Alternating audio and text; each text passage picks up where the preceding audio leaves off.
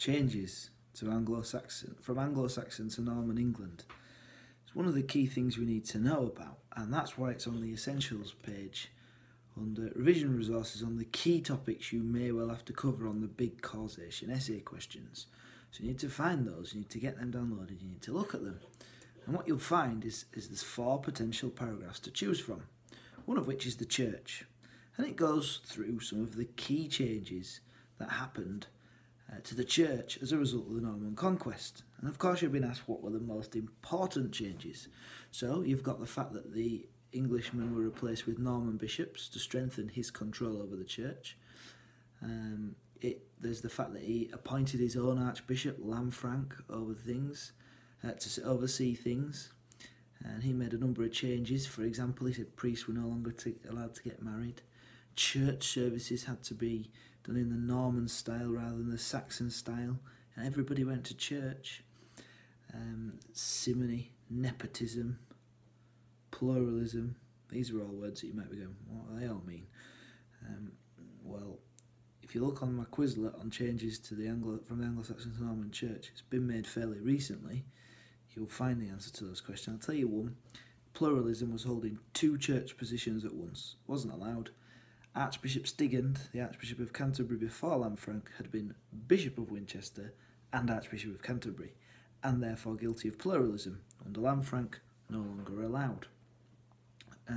There was also an explosion in the building of churches, and loads more churches were built, partly at the wishes of the Pope, because the Pope wanted people to show sorrow and repentance for having to turn up in England and kill. And so they said, you need to give thanks to God. And these churches were built in the Norman style. So loads of new churches all built in the Norman style. Some of the older Anglo-Saxon churches, in fact, were rebuilt in the Norman style, because loads of the earls and, well, as they became known as tenants-in-chiefs, and the knights who took over the land, they wanted to have churches as they were used to them back in Normandy. So those are some big changes for the church, but you've also got government and land ownership there on the sheet. So a bit like with the bishops, the people in charge of the land started off when William first took over, a lot of them English. The rebellions, though, meant loads of them were removed. By the time William died, only a handful of minor English nobles were left. Most of them were from northern France, especially Normandy. In fact, land ownership and government is a good paragraph, because that means you can also talk about the fact that William as king was often not in the country, which was a big change for England, because Edward had always been in the country. And also the role of the sheriff and writs became more important because William was out of the country, so he needed to write things down, send it to his sheriffs to make sure his rule still carried out.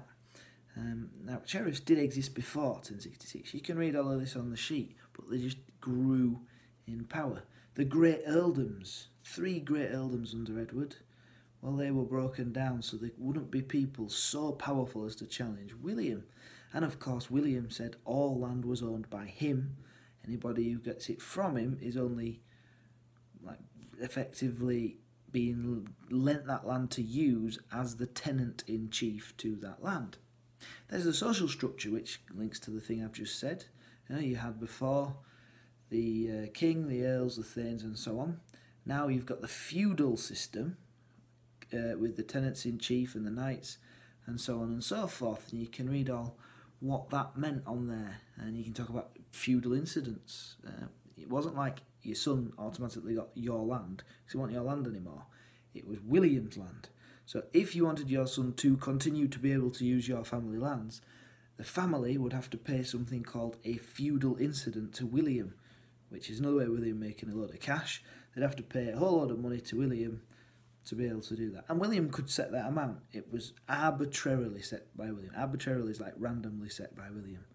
So if he liked a family and he wanted them to be able to keep using the land, he might make it a nice price for them. If he wanted them people turfed out, he might rock the price up massive so that they might not be able to pay, potentially, and then he can put somebody else he does prefer in that position. And I've talked about 3 paragraphs there. They're all there on the sheet for you to read about. I've given you a bit of bonus knowledge. Now you need to think, how do I answer this 16 marker? 12 marker, you just do 3 paragraphs. Well, 2 and a third if you've got chance. 16 marker, you've got to have an intro and a conclusion. So you've got to decide now, what was the most important change, or what were the most important changes to England? And you've got to put it in your intro.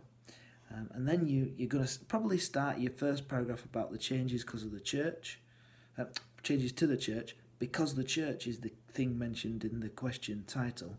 And you're going to choose a couple of others using the help sheet. So get stuck in. Do a good job.